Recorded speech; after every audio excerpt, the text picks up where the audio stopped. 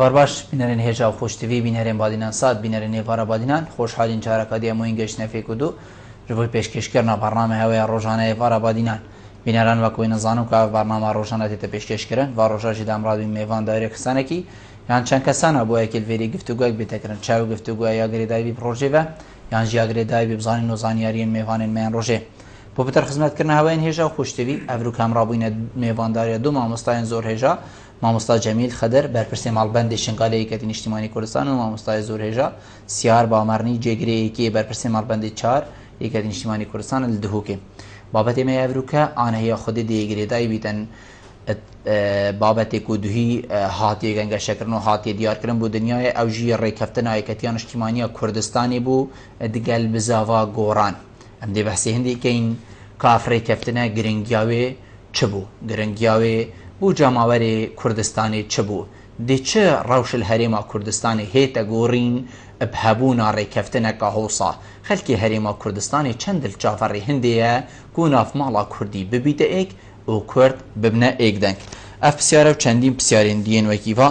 ئان هەیە خودی دێتگەل هەردوو مامۆستایان بەڕێز هێنە گفتوگوکردن هینین هێژاژی شێمپڕیاوان ژمارەوێن سەر شاشەمە دیار هین پەیوەندی مەبگەن سەبارەت بابەتی هەر پرسیارە هەوە هەبیتن دێهێتە گەنگەشەکردن هەردوو مامۆستایان بەڕێز هین گەلە بخێراتن سەرسەرە سەرچاوا ئەڤرو بۆ ئێوارە بادینان زۆر زۆر سپاس مامۆستا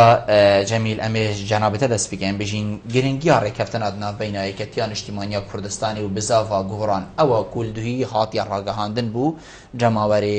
کوردستانی گرنگیاوێ چدا بوو سپاس بۆ میێوانداریەوە و بۆ وی بابەتی هەری نو و گرنگ هەلبەت ڕێکەفتنە سیاسیەت ناوبەینە یەکەتی نیشتیمانی کوردستان و بزۆتنەوە گۆڕان و گرنگیاوێ بۆ vê قوناغێ هەلبەت هەموو هێزت کوردستانی هەر هێزەکە کوردستانی یان چەند هێزت کوردستانی نێزیکێک بێن دیارەت بەرژەوەندیە خەڵکی کوردستانی دەیە و ئەم ژبیر نەکەین ئەمێت قوناغەکە زۆر ناسک و هەستیارە دەرباز بین گۆڕانکاری دەڤەرە مەدە گەلک زوو و بلەزوێت تێنە پێش ئەمژی وەک هێزت کوردستانی محتاجی یەک دەنگی و یەک ڕەنگی و یەک مەزدەرێ بریارە سیاسین تەپشێن ببنە جواب ببنە بەرسەر بۆ وان گۆڕانکاریە یەک شوانە ئەف ڕێکەفتنەت ناوبەینە یەکەتی نیشتیمانی کوردستان و گۆڕان داهاتەکردن هەلبەت گرنگیاوێت چەند خاڕەدا چێن دیارکەم یەک ئەف ڕێکەفتنە سەرپێی نەهاتیەکردنە دیارە دەمەکە درێژە کار بۆ تێتەکردن و تێتە دیراستکردن و لەجان هەبووینە وردی دیراست و وەزع کوردستانێ و هەردوو بزاواژی هەردوو حرەکەت سیاسیژی و سەرەکینە کوردستانی هاتینە گەنگەشەکردن و دیراسەکردن هەتا ڕۆژا دوهیدا گەشتینە ئەنجام و ئیتیفاقی هاتیە ئیمزاکردن ئالێکی دیێ مەسەلێدا یان گرنگێدا دوو هێزت سەرەکی و چەند بێشمەتەل سەرانسەری کوردستانی و تایبەت ژیل دەڤەرە سلێمانیە هەردوو هێز هاوسەنگن ئەتوێ دەڤەرێدا دیارە خەڵکی سلێمانیەژی نۆکە ژەمزانی گەلێک جاری گلەی واکری هەم کێم خزمەت و خزمەت گوزاری هەمژیش ناکۆکی ئەتنابێنە دوو هێزت سەرەکی دەبن هەربەت زەرمەندێکە دێ خەلک بتن ئەڤەژی بۆ تەڤایە خەڵکی کوردستانی وە بۆیە دەڤەرێ گرنگیەکە هەرل پێش تایبەت بوو دەڤەرە سلێمانی گرنگیاوێ تایبەت بۆ ئەست مەسەلا ئەو نینە بۆ تەڤایە خەڵکی کوردستانی بوو مەسەلا کوردستانی چۆنگو ئەم ئەگەر نمونەکێ بینی اتفاقیەک ناوبەینە یەکەتی و پارتی دەبوو اتفاقی استراتیژی هەلبەت دەرەنجامێت تۆ گەلک باش بوون ینی گەلک کار هاتەکردن دەرەنجامێ وێ اتفاقی وار چەندە ئەو اتفاقی نۆکەژی گەلکش بە پازارەشمە نزان ناڤڕۆکەوە اتفاقی چ بوو لێ اتفاقێک هەبوو تەوافقێکی سیاسی بوو پێک هاتەکردن و دەرەنجامێت توێ بۆ خەڵکی کوردستانی گەلک باش بوون هەلبەت ئەڤەژی ڕۆنتر و وازەحترە خاڵ و بەندێت توێت ئاشکرا و دیارن و مەجالێ گانگەشە و ئاختنێل سەرهەیی ئێدوێ اتفاقیە نەت بە شارتینە و دیارن و دەرفەتەکە ڤەکریە ئەم هیویتکەین هەموو لایەنێت کوردستانێژی بگەنە یەک اتفاقی و یەک مەزدەر یەک سەرچاوی بڕیاری هەبێت تا بشێن بەرسڤە گۆڕانکاریت نهۆ دەڤەری دەتێنەکردن و هەلبەت نەبەسل وی بەشێ کوردستانی تەڤایە کوردستانی هێزت سەرەکی یان هێزت کوردستانی وەختی بگەن نزیکێک بن و خاڵت هەفبەش پێک بە وانگرێدەت و یەک دەنگ هەبتن بۆ کێشا کوردی تەڤایی گرنگیەکە خۆهایەوە ئەمش بیر نەکەین ئەم ئەمێ سەد ساڵیە اتفاقیە سایکسپیکۆ دەرباز کەین کویە کوردستان هاتی دابشکرین و اف بشت کوردستان جو زانی بزاف رزگاری خواز خلق کوردستانه و یا گرمل هر چهار پارچه کوردستانیش زور جان مامستا جنابی تب گلک خال ام بیشین دیار کرن ام دیب درجهی سر همی خالا را آخبین مامستا سیار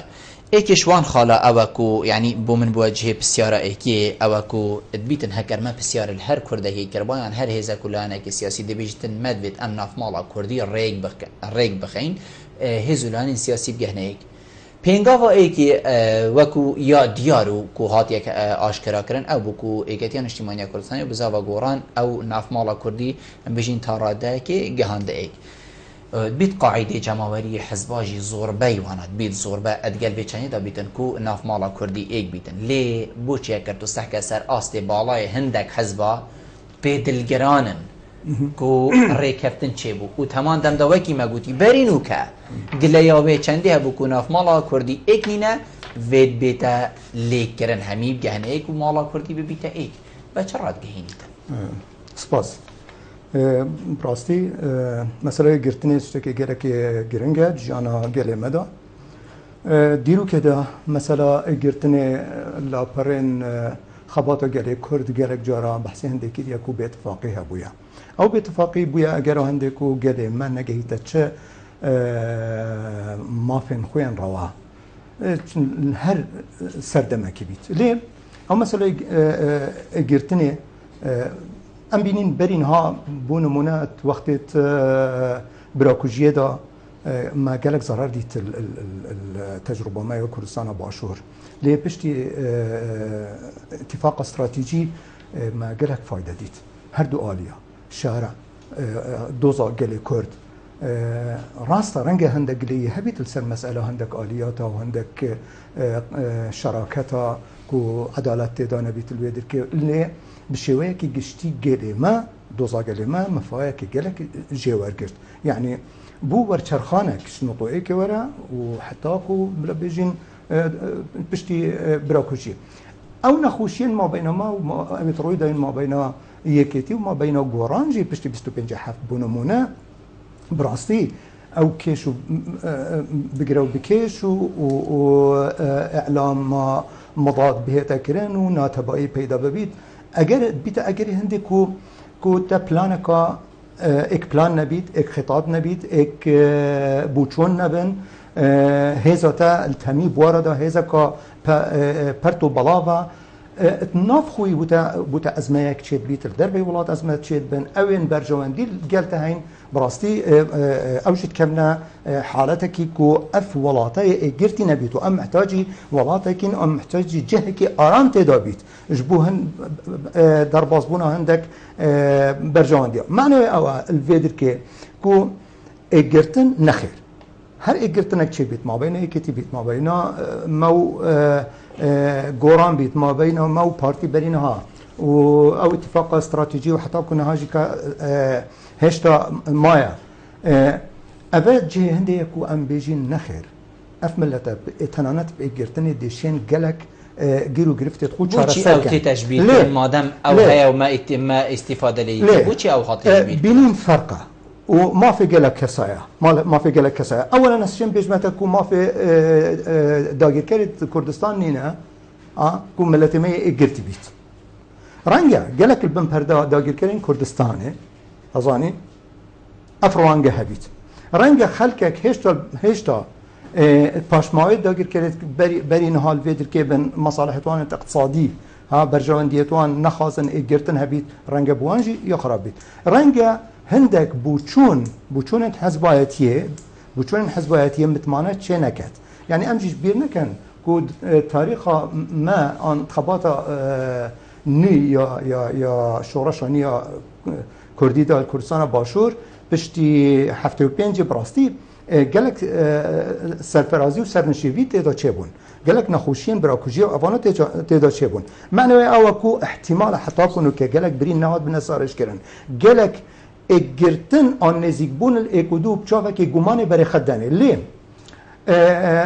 هر وقت دیهی آن هر وقت گلک کس بیجن عبرت هنددانينا وقتی تو هف پیمانیات نویسی يعني مثلا هف پیمانی ما استراتژیک البراین پارتی عبرت بوو عبرەتێ دا ئەوە بۆ ئەوە هاتیان نوێسین بوارێ عملی دا بهێتە تەنفیذکردن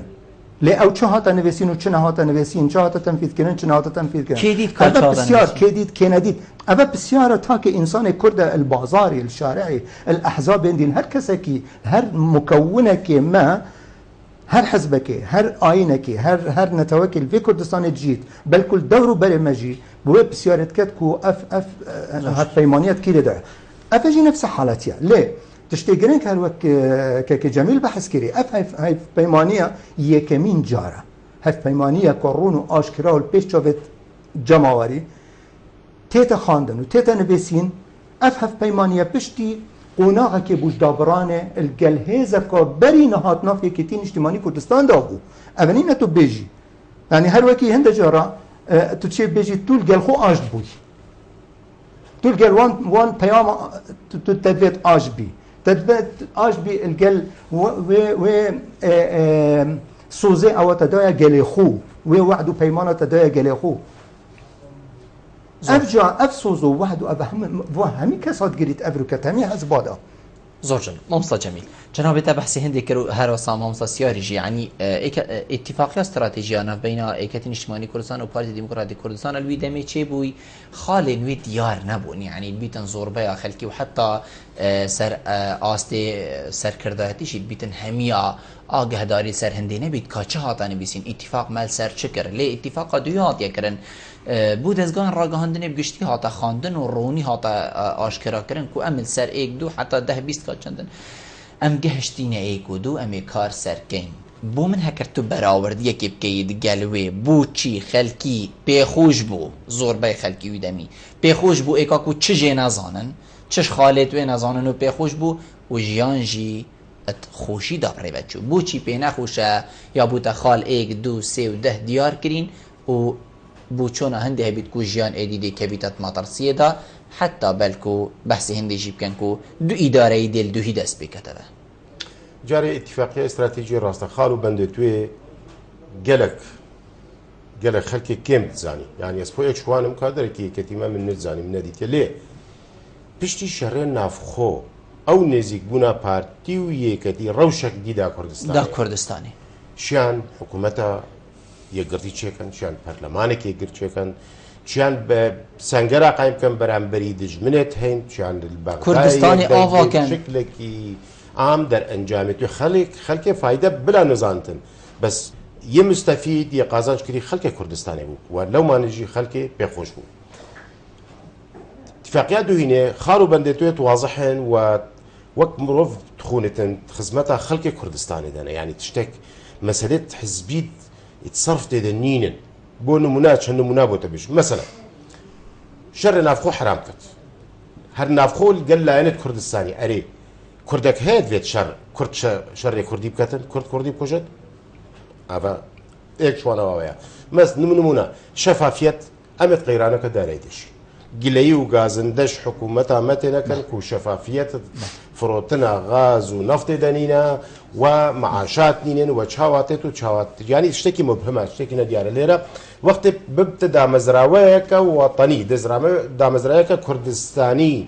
كو تبزاني تشيه وتشيت تفروتن وتشي باربوتت دي وقت خلكي كردستاني يجي غاز ناكت يا رونو اشكرا بالبيشافت خلكي ما افي معلمه افا بومتت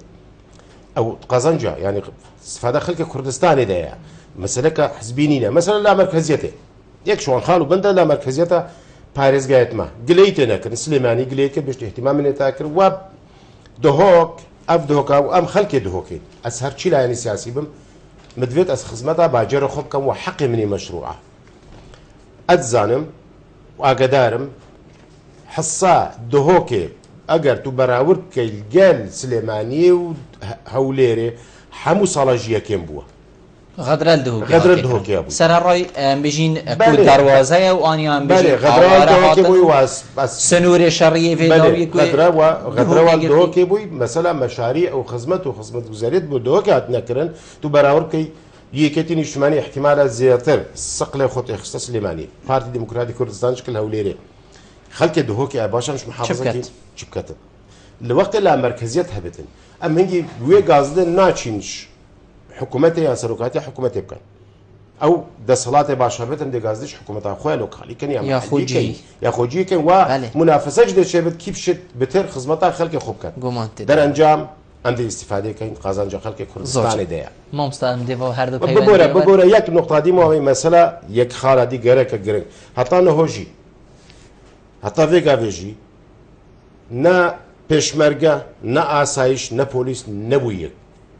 یەکگرتی نینە پێشمەرگە ڕاستە ما لیوان مشتەرەکەتێ بەس باور بکەن یەکگرتی نێمەجای شێکی پێشمەرگە یەکگرتی نینە وەمە پۆلیسی یەکگرتی نینە وەمە ئاسایش یەکگرتی نینە ئەفرەی کەفتنە دیوەکەت ئیگرتی بیت ماوەجێت تا بشمتان مەسەلا چاوەگرتی بیتەکەر گۆڕان دەستتوان وەزارەتەدا نەبیتن و ئەمبێژین نەمەسەلا گۆڕان پێشمەرگەیان بڕانگەکی تێناگەهات خۆ ئەوە دژی کەسی نینە بەری هەمی تشتی تڤالگەل هێزت سەرەکی وەشوال هێز سەرەکی پارتی دموکراتی کوردستان گەڤنە تەفاهمەکە بشێن چاوەی وڵاتی بڕێڤە بن یعنی محالە تو بشەی وی وەزعی وی ڕەنگی بڕێڤە بی تا ئیتفاق نەبێت تا نێزیگون نەبێت لێ سەر مێزێ گفتوگۆی دانوستاندنێ بێتەکردن کوتا قازانجا خەڵکی کوردستانی بێت نە تشتێکی دی نابێتن ئەف ڕێککەفتنە پارتی و یەکەتی دژی گۆڕان بێت گۆڕان و یەکەتی دژی پارتی بێت پارتی و یەکگرتو و دژی یەکەتی بێت تشتۆسە نابێتن ڕاستیژی پشتینگی کی دێتە حەملە تاریخێکە تاریخی چی بێژت بۆمە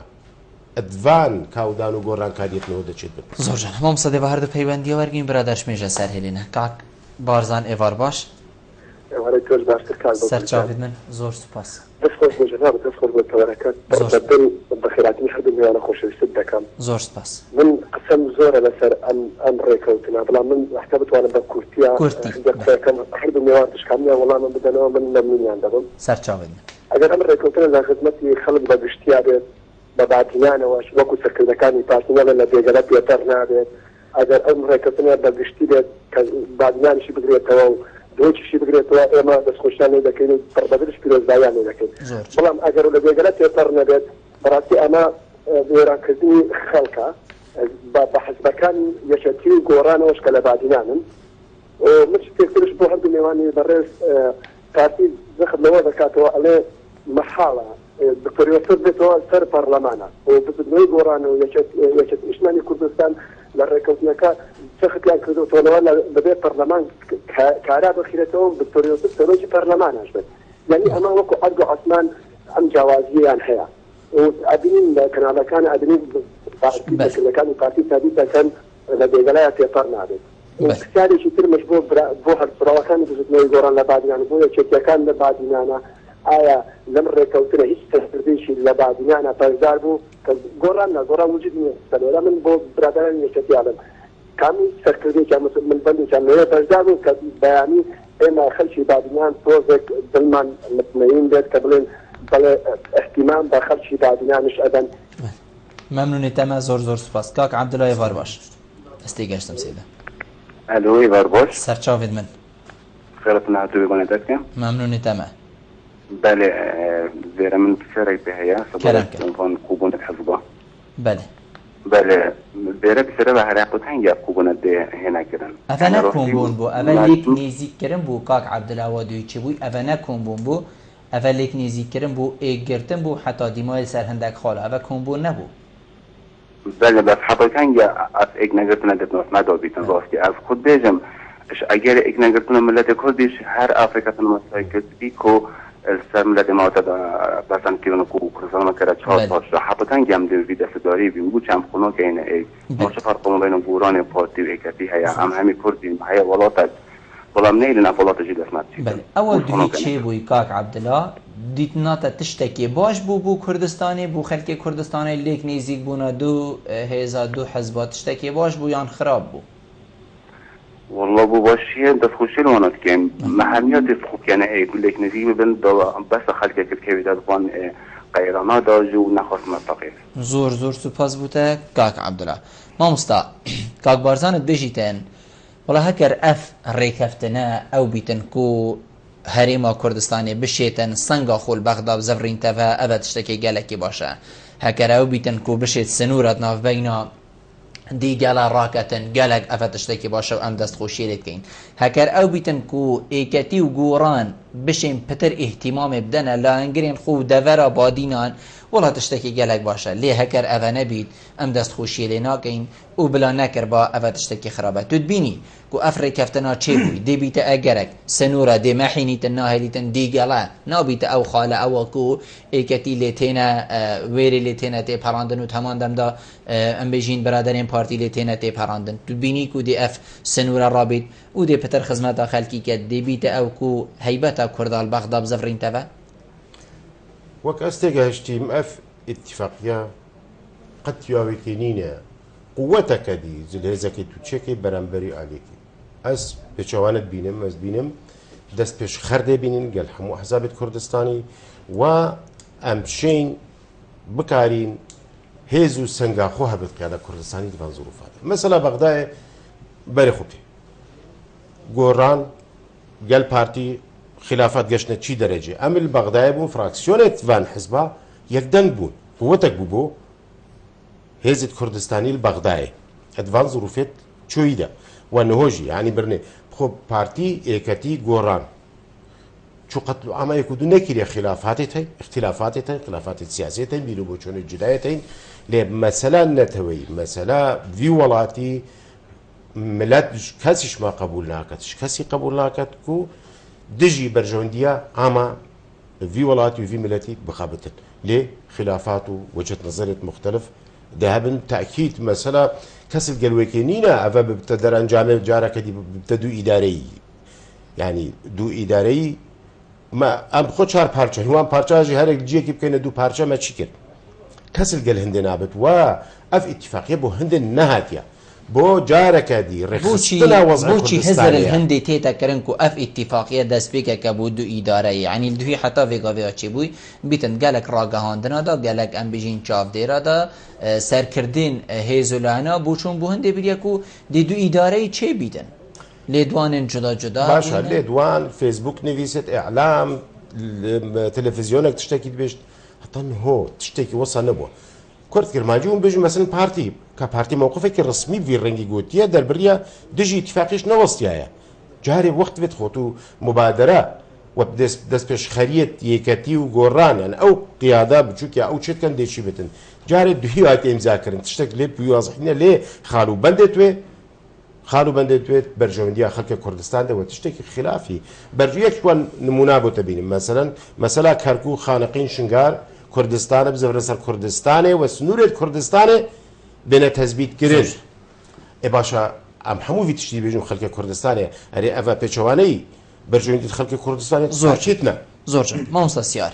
ات نوا بسيارين كاك بارزاني دو همان تم دا مجي اف بسيارة بيجين دفخو آماجه بكريا و نويسايا بحثي وي چنديت كتن كو ات نوا خالن فير ركفتنا دوهي پیدا بوي كو ايكت انشتمانيا كردستاني و بزاوا گوران بحثي هنديت كن كو ويتن پارلمان بي مرج كارن خوب كتبه و پارلمان اكتيف بيتن و اود بيجيت كو بارتي ديجي هندية كو پارلمان جاركا دي بي مرج بزفرين تفا بيشتن ندقل هندية كو پارلمان و صاب زفرين تفا و كاري خوب كتن بسروكات يا فيقا فيفا هي افا چند كارك بصناهي بيتن يان دي گلك بزحمت بيت حتى پارلمان بزفرين تفا سر هزا بري بي مرج كاري خوب ريفا بتر تمام همي دانستاندن بيرو بارت جب جدا هنا يعني اف فقرانا برلماني بمرج عن بي مرج نيونو كيا برينها وجهة نظرها بو برادرين بارتي بس في ركفتني ذات بيجن بي مرج برلمان بزفرين تفا سر كاري تمام افريكفتنا نهاد بيجيت برينها يكيتيجي هروات قوت فراكسيون يكيتيت قوت فراكسيون قوران وات قوت بي اتفاق تقولن كو بونمونا سيستمي برلماني رونا اشكرايا مثلا سلوكاتي هرمي بونمونا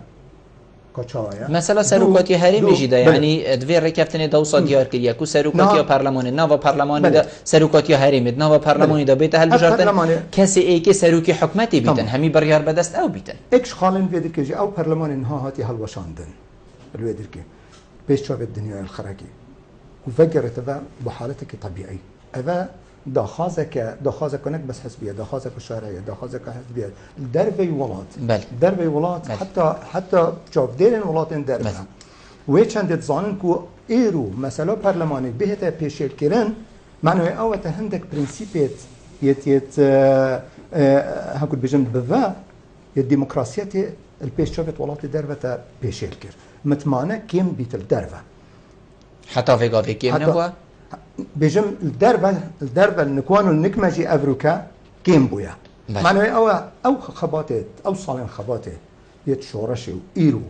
جبو هندي كوتو ولاتك كي برلمانك كبيت أو برلمانتار هاتي هالبجارتن ونويناري الشرعية ملتك وبشتي هنجي أو برلمان بهتا بخستن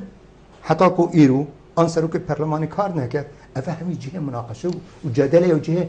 هندية كو نكبس الشارعي أفرو أحزاب الدربي ولاتي جهة قلقية الهندي لو جاك بزبري تبع بيمرج داكو حالة دي إذا خلاص دست بآقاهية كي بكين چونكو أفرو هر كاك جميل بحث كري أمل برامبر تحديات مصن برامبر هندك برسيارة ما ترسيدار ملتي ما لازم فون مسائل حسم كان وأف برسجي هنا حسم كرين إلا البرلماني البرلمان نبي تشجهته كدي الشرعي نكاريت أو خبكتا نوينر الويدر كيكو جابا بسيارة بدات الويري برلمان صلاحيات هندية هند حتى كونوا زور جناب ببورة أبرا درش ميجة زرهنا ميورجينو بقرين تمامية كاك سليم إيفار باش ثاني برای عزیز سرچاوند کاک سلیم فرمو برا البرای از خیرات هر دو میگوانه تبکیم تایبتی جمیل خضر و کاک شاگوانر نیچاوه وان هر دو کاماجی کم زور سپاس فرمو کاک سلیم از وقت کاتره که یک بشیمانی کردستان دبر بادینان از غیر رکفتنه باش از باش بینم رکفتنه که باش بی بسر دست دو سرکزت مزن هاتی امضا کرنه بسر دست کاک کوسات رسول علی و کاک ناو شیروان ادبینم ات امضا کرنه ابره کفتنه ادبینم بقلمکی زیرین هاتی امضا کرنه بله از بیجم ابره کفتنه زمینه خوش کرنه که با همو آلی سیاست کردستانه تایبتی کتی و پارتی او کتی بحثی دو اداره کت یان بحث شرنا خود کت او نکرده از داخوازت کم جارا کادیش بجم تایبتی پارتی کتی ابره کفتنه بطره کفتنه که یک رزیان مفمالا کردی بله بس یک رزیان مفمالا کردی بریک تبن اد بینم ابره کفتنه گوران کتی اد بینم پتر نیزی همو آگه سیاسی و تایبتی پارتی بله دب عوده کادی صاحبه و ایشالله دکیشه همی چاره سد بنو و دا غازت کم افقیانه جی ایشالله نبین ما حتی کنگی افقیانه دمینن قیلانه پیش مدنی قیلانه موچه قیلانه قیلانه آبوری که ده قیلانه سیاسی و قیلانه سیاسی که ده قیلانه آبوری و ما حتی کنگی بس کده کاک سلیم ممنونی جناب تمام زور سپاس بوده کاک سلیم کاک ادریس وار باش کاک ادریس اگر کرم کی بله ما مستا از همه بسیار جنابی تا دوباره کم بله کرم کم بسیار وی برادری بله بحثی حتی کنگی بود حتی کنگی وضع مدتی آواید و بتایبتین و که عمل برانبر پرسکا سایکس پیکو یا دوباره بیت یعنی ایرو وقتی مترسیه که بحثی دو اداره هر که جمال بحث کری جمیل عفوا وقتی بحث کری تمام او دی هتا برهز راما هنگی بمعامره که کردستان سه بشکر نه چهار سه چونکو بشه چهاره او دوله بلا بجینیا ایران صفوی او جهه خوبو دست لینه دابو یادی سه بون باش اول ها ساکس بیکن کرینه چهار معقوله ایرو ام بخو پرش بینیه ام بخو ناف خودا حاول بدين كده ام دو اداريه كودي تشيكين سايك سبيكر كردي ام خو بخو تشيكين ابد تشيكين منطقيه الوقت كي يكونوا كام اگر زمان برج برجمنديه ومصالح ابو فرنسا وبريطانيا منطقه وام بكسبوين ودولته عزماني جندليه دابو وتخرابيه دابو وتوضع كي قال لك خراب دابو هاتنو منطقه دا بشكر ايرو اگر همان سيناريو بسفري تبع امريكا السرخطي روسيا السرخطي ايران السرخطي برجمنديه النف دولتيه السرخطي ام باتفاق بين ام في حالتي دابين او خلق بيجن فساد هاي وتو تشنزاني اداره خو وش دهات خو وش صرف خو وش اجرتنا خو اگر ابه هر هو صبيت مع العلم نوكا وضعك جلك باشا هاتي بو جلما داكو بشت خوبك رقمك الحسابات الدولي ده ما سايكس بيكو إيرو داعش سر خطيكو خريطة سياسي يا دولة أكو بين خلافة إسلامية عراق والشام يا سنوريات كات باش وقت اول سر خطيبن يدل سر خطيبن همي بيكفا رول كردا ابرو كدي تشبيت اگر غير اتفاق نبيت الجل ايكودو غير هندي نبيت مصطفى دشينا فينا برا ودي فقرنا بالتمام يا برنامج قال ما بين بينا رام بشتينا برا متقال وينه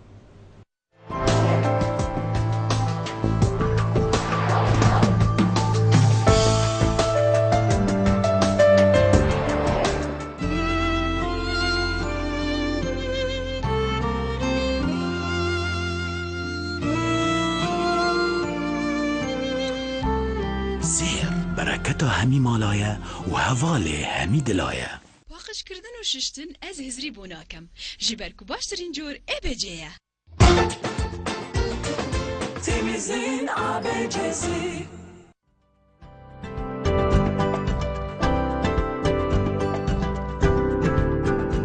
بۆ ریکلامکردنê lê kenalê Xwedînan Sat peywendiyê bi van jûmaran bikin.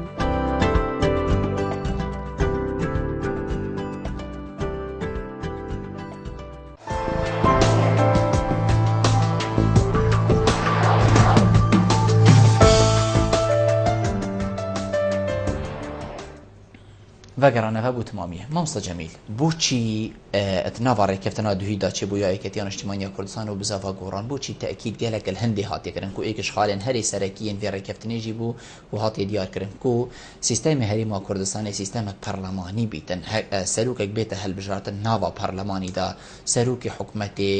هەممی ئەم بێژین بڕیارە دەستێویدا بیتن و کەسێکی وێ دیمایە هر او بیتن و ایکتیان اجتماعی کردستان بزاوا گوران گلک تأکید الفکر اوه چند بیت کار کی بسهل يبصان هاي حدات كبيتة قناقي جبهة كرنيدا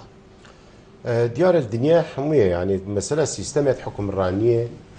جلك جورة حكم ملكي واهي ملكية دستورية واهي جمهوري واهي وبرلماني واهي وكنو كان بين العراقي وال حتى نوكات حالة حاضر تركيا الإسرائيل قال مجموعة دولات دي تتبيرو كرن ديارة بيرو بوشونتي كتير نبأ نهوجي بري نهاجي حتى وقت خدا وقتي ولاياتها كاك مسعود بارزاني وقت كيف تجديد كانوا يكتي متفقوي سرفي خالي هات يداك و عمل قال سيستم برلمانينا نها رأي كتي بري نهوجي قال قرانجي قال هر شال لا نديجي وقتي ده شهر بيش لا يبون دانو صال هاندا كرن بیرو بوچونت ما سیستم پرلمانی بترد گنجتن قال واقع ووضع كردستاني يعني وقف في دنيا حمي اموي سيستمي هالبجيرين والعراق جي سيستم كي برلمانيه العراق جي گنجت قال دستوري العراق جي سيستم كي برلمانيه وبراستيجي مساله برلماني شنكم بحثها برلماني كان يعني برلماني ما نوكا بزرره كم مظن المدى برد درفا وك نافودنغو سمعت وباور بك اگر نشت وضع كردستاني ندفي بواري دبا ونت شريت بشبرغا نتسنقر نشرت داعش بخطورتها داعش دبا احتمال صدان توانجو تيربو مو حكم رانيا مو ووضع ما كردستاني هذا باب بو مليدانا برلماني في رنجي تفليش كرنو يعني ما بوي رنجي البرلماني كي برلماني ما بدو رنج بينتنو وكارنا كات ولا شناف خوش دي برلمان هون نينا برلمان نشت نقانونا كنا سايك دربكبتن دربيختن واحتمالا الوضع كردستاني وقرانكاري محتاج بدها بريار دها قانون وبريار ورماينا تفليج وي برلمان كردستاني وتفليج وي برلمان كردستان نشت تشتكي درب نو يعني حتى حكومتها ما مجموعه اشتراكات نقانونيه وجي طعنيه بونمونا نيو موشا ربع موشا فلان موشا تشتكي قانونيه بي برلمان وبريار دركفت قانون دركفت وصار خلكي بيت جيب بري حكومته ودا صلاه نينا ديرنجي نهيفا معاشك ندا تمني بو كان يودا صلاه كي وحق دايا حق شكاته هي اگر برلمان هبت راسته بچن برلماني وضع كردستاني عرض كان وبريار وقوانين دربخن وما دايبو دانن زين وقت البرلمان في رنجي هم انما براستيج وضع كردستاني جو هم درفا ما سمعت قالك زر ايش سمعت كلي و اجر خلق كردستاني بقناعتها من عقلك دي عقلك جمعي نبا بزانتن دژمنێکی سەرسەخت دژمنێک کافر بەرەسنگی و احتیمالە ئەڤش نەش ئەحزابێت مە قبول کردبانە و نەش حکوومەت ئەمەژی قبول کردبا لێ وەختی تو بەراوردکەی بۆ مە هەمووە برسیاتی مەجبوری بقەتینین چونکو دژمنێکل بەر سنگێمان نەشین وی ئەزمموی وان دەستکەفتا هەمواش دەست دەین ناکۆکێت حزبا یان شتێت ئەحزابێت کورسانی و حکوومەت ئامادەکردن نایەتەکردن تو وێ مقارنێ بکەیت توێ بێژی ئەمە چلێتت بلاوە لێ بێت نایەتەکردن چۆنگو ئەگەر وەزعکی ئاسایی بە باوەڕ بکە لە تاتە قبول زۆر جانە مامۆستا سیار یەکێتیان نیشتیمانیە کوردستانی دەشێت وێ ڕۆلی گێڕیت ئەو ڕۆلێ لێک نێزیکردنا پارتیا دیموکراتە کوردستان و بزاوا گۆڕان دەشێتن بە هەردووکان نێزیکرد بەلکو ئەڤە پێنگاوەکە گەلێکە مەزنجی دێبوو هێتە قەلەمدان هەگەر هات و ئەف پێنگاوە هاتە هاوێتن بیت پشتی وێ پێنگاویان بژین ڕەوش گەلک ئارامترە ئارامیەکە مازنترژی بخۆڤە بین و ئەوە وێگاوێ ئیشەڵا دێکەویتە هەرێما کوردستانی بینی دەیەکێتی شێتن وێ ڕۆلی گێڕیت تصورا من وديف تجربة من قال لي كيتين اجتماعي كردستان أس بيجنبري وأس يعني خوش بينم أتهند هذا بوشي چونكو يكيتين اجتماعي كردستان هر كارك كي تقابات خود سر بنمايا كي يا كي أوج بنمايا كي اجتماعية الوادر كي إكرازية في ملتي باراستيا يعني توقتي دا حتى توقتي دا هم بيكهاتا وك يكيتين اجتماعي كردستان أو بيكهاتا نف في نيوتش بريدا اشياء ما بين خوان هم بيكات ناف برای کردستان ناف برای که بچیک دار بجنی کتین نشتمانی کردستان کار بکات الویدر که اوج بحکمتها برای امام جلالی و بحکمتها ازمونه و بحکمتها كنت بيجن قيادة كتير دامسرينات في أبي نقطة يادي أشياء بيج متى كوي كتير اجتماعي كردستان حالتها كده وهل صار استنادا سلبي مسائل اجتماعية وإكرازية وتفريط في ملتين هذا كدو برك دو ببنا لاين عن سنجري داقي كريدا أو شيء أو كو یکیتین اجتماعی کردستان برپرت خواهد خدا اشیاء توازنه که بخیتن ما بین وان احزابا و اشیاء آریشا چاره سر کرد و اشیاء هفسنگی بخید و اشیاء مکونه که او تعامل الگرد کرد چیه حزبی سیاسی آنی نتویل واند که چاره سریا بو همی آریشنوان چه کرد ایرو ام برانبر تحدیات مازنین یکیتین اجتماعی کردستان پارتی دموکراتی کردستان گوران یا هیزا کادی اول سنگ کم مازنن اگر اتمیان روی خو یا یکیتین اجتماعی کردستان تعامل خو الجل گوران که چند یا بلا بيجين حالتك مغروريته وحالتك هالكيشان دابو لا يكديشي ممكن حقي دم بارت ديمقراطي كردستان كو خباطه كو جلكو ديرو دريجه وافهمي حزبجي بابوينا و قرباني دانا كو مازندايا اوكي ابجي لا يكدي باشا ايرو بس معادله هات يا جوهرين اف حسابها همي بيدا بوينا ايديولوجيات ومصالح ديت تيدا ممكن مصالح وباتر تيدا يكتي وبتابتي برسم جلال اشياء جبو بخمت برجوانديا مصنع ملتي ما نزيكت وان لايانا اگر شيء بتكون نزيكت الجل تندراويا جوران داكو بهتا أبركا نرم ببيت وأبركا خطابك وديها بيت أستصورت كم ادفع اتفاقية دا نوت الصدي زياتر خال مشترك هنا خالك كلكت مشترك هميت اتفاقيات دا شرطين صدر صد ادخالا داكو أزو بارتيان أزو كسكيدي إيقبين لي خال مشترك أو أويت شقامي يدفي ملتي يتما يدوزا ما يئيرو يا باشا روجي أستصورت كم بارتي ديمقراطي كردستان جي الصباحي يعني زي او جدي هنا صار خطي دانستان دي تشيبن شرطينا بهنا نفس معادله ده ليه قواسمت مشتركه هن يكيتي چنكو يكيتين شمال كردستان برجانديا گشتيا كلمات فيت لا همي هولو همته ويدي بيت كو بارزا كومكات مامسا تيتا گوتن كو او دوي هاتي امضا كرن وريجا سال 2012 يا جناب امام جلال و كاكنو شيروان مصطفى بو كل دباشان اتفاق السر هاتي كرن ليه هەگەر ڤەڕێژە ساڵە 2012 بیتنیا بە هەردوو بەڕێزە بۆچی هۆساگیر و بوو و تەمان دەمدا ئاماژە بۆ هەندێکی چیتن کو بهاتنەوانە و شێروان مستەفا الهەنگی و حتا vێگاوێ کوت بیتن ئەvە پترش 10 ڕۆژەکە بیتن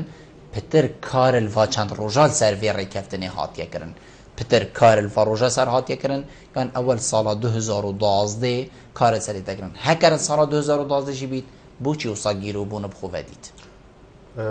بنەمایەت لێ ڕێکەفتنێ بنەمایەت اتفاق ده باشا ما بين جناب امام جلال وكعب نوشيروان صار 2012 ابا بنا ما بون و توير روجي ده هطانو هوشي دانو ستاندن هبوينا ونبس ده روجي هذا كاك نشيرواني بلكو تاقدارين لجانب مشترك هبون بوچی گیرو بو 2012 حتى 2016 بو هبونا ركبتنا كيف نخوش امام جلال تاثير اقوى هبو صداصه قران كاريت تشيبوين تطورات تشيبوين جيل الهرجي وأف وضع الكردستان تناف بين بارتي قران دشي وعينا تأثيرات خوبون مانا كاكنا شيروان شتهي هشتي يفا دهيفا تشتكي وصل الأوروبا ما بتأكيد بس صار هندش را قيادة هيا قران القل يعني كتن اجتماعي دانوستان نكا بردوان دابونا برينوجي يعني افروجا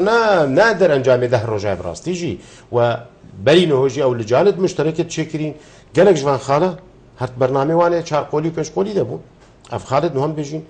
يعني ضمن بي برنامج دبون دي سنه برينو جيت قال بارتي ولايني دي چندين كوم بون هات نكرنا يعني نتشتكي غريب وبراستيجي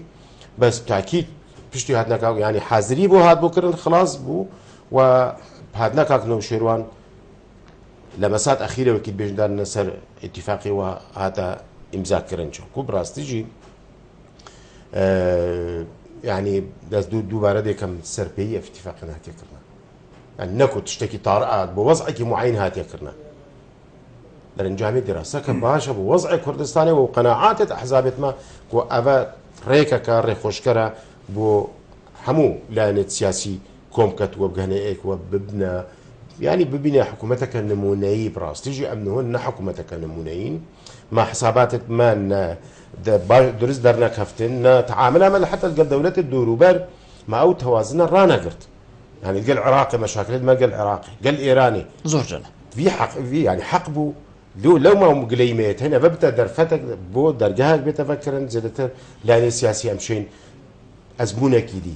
إعادة نظر حكومة كردستان زوجنا ما مستعد دائما يتني ديخ مسار هنديكو اف ام بيجين بيونديا دوهي تشبوينا بين بحر دوهي زادا يعني اف لي قرتنا دي چند بيت اگر کو بيگه كردي البغدا مكمتر لبيب او ام بيجين كاري برانبر كردا هات يكرم برينو گچ بقوت کرنا بو جي بيتنيان ندانا مو جي وحتى ديماي وگلك ام بيجين دهاتين دين هريما كردستان كل هاتين برين دي چند وقتن كو اف مافو امتيازات هريما كردستاني بو وگرنا بله ما الدستوري ده طبعا رونا اشكرا ما في كلمات چهايا وچنينا العراقي فراكسيونت مالويدركي فراكسيونا يت كردي الويدركي چند اكريس بونا ما كمالكم مشاكل ما هي الجل بغداد بو چونكو عقليته بغداد جهشت حالتكي كو او هات ينفسين الدستوري دا او هات البيستويك حتى كونه كو ام ملتك نبي كرد شركه بي ولاتي دا فراموش هاتكرن اگر تو هزكو خرستي نبي هزكو جرتي نبي چاوي مقابل ديدا ما فتنا ورگرتن كس نادا كسي بشتي انجي ما حكومه الديف حكومته هاتنا تاقي كرم برانبر ما في قلمه وحركات الكردي چه حكومتنا هاتيه قوتيتا كرم كسر سري مسر چاواز ما فكي دمته الويدر كي نخير قرباني دان وصال بصال وحتى كونوا كأموية تاريخ تخينين وسربو راجنا ورگرين تمام ايرو لازمه يعني في جاري وقتي فراكسيون ما البغداد بوينه ايك جرينجي اخوها بالويدر كي قالك جي جرينجي اخوها بالويدر كي هر وقتك كرد اشيان ببنى قوتك خلافات خود بابنا رخكي ديشين مسائلين ماده صدود شلا مسألة بيشمرقاتية عقودة نفطينا هر تشتك بتكون ما علاقتك هبت القلب بغداد يعني او حق ما شراكات الدستوري ده كاشياء اندشين بدز بإني ليه اگر از بتني بشم خطابة من القلوان بتبتني وبارتي بتني وقران بتني وكاسكدي بتني مستحيلة الفيدركي لو ما استصورت كم نك تصورت كم ما بحالة يعني مسألة منتهي نجي بقوته ما بإجرتنا ما البغداد چونكو بغداد إيرو نيو إجرتيا عراق نا عراق نمايا عراق مجزأة شيعات مجزأة سنة مجزأة همي باشا تا وضعك هاي تسردمك تشورش تكر قوتك هبو تقول صدام حسين همي جت طرسيان وتتا شر الجال تكر تو تجدبوي تو رقم بوي الكردستاني والشيعة الكردستاني أبروك أفن مينا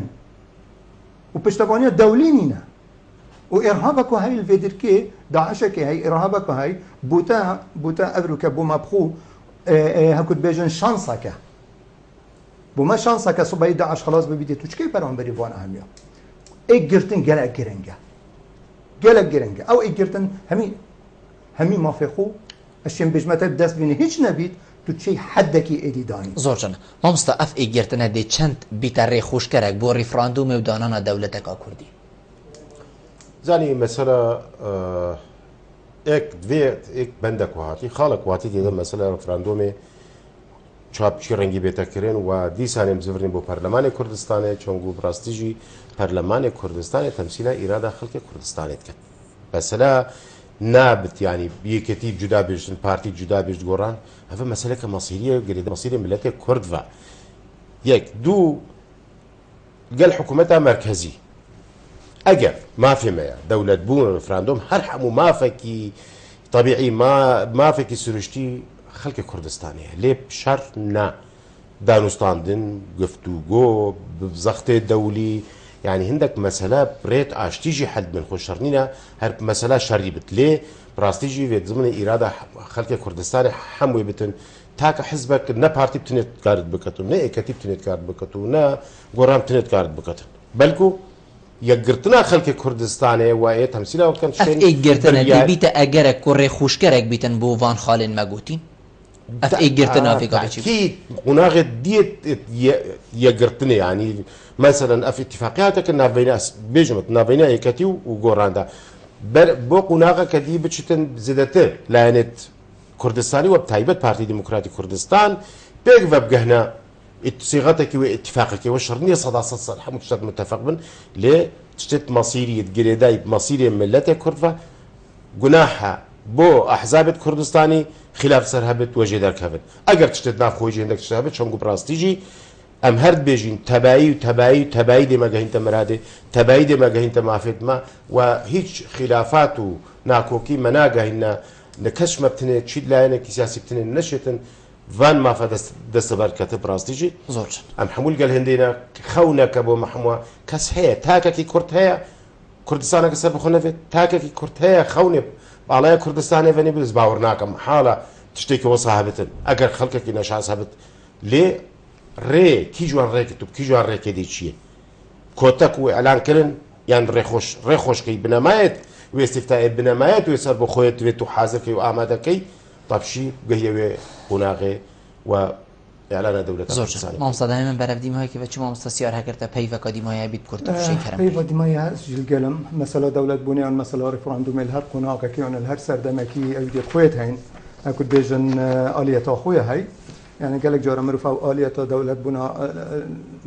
قارك العردكي نأينت مقارنتك فيدي بلي مرفو آمادكت دولة بون شا بيدات بن الويدر كلا ربما مطروف الدولي مؤهل بن بو دولة بوني وتشي اقتصاد نبيت أبروكا المنطقة تصورا من ظروف مهيئة بس مينيت جارك دياروك سيداي قوتي كو بو دولة بوني يعني سر بخوية مثلا رفراندومي جالك تو كاري بو بكي وشياري جالك وجرنجا كاري أبدان كرنا ولاتي تهمي بواردا جالك وجرنجا إك شوان إك جرتنا في ولاتي إك جرتن يعني بروجي بلان ما بينما بلان ما نتويل ويدركي يعني اما احتمالات جالك هبن بو هر اجركي زورجان ما مستاكر جنابته بيفا قديمه هيك ابي شيء كرم كي والله بيفا من دبي از بيجم تبعي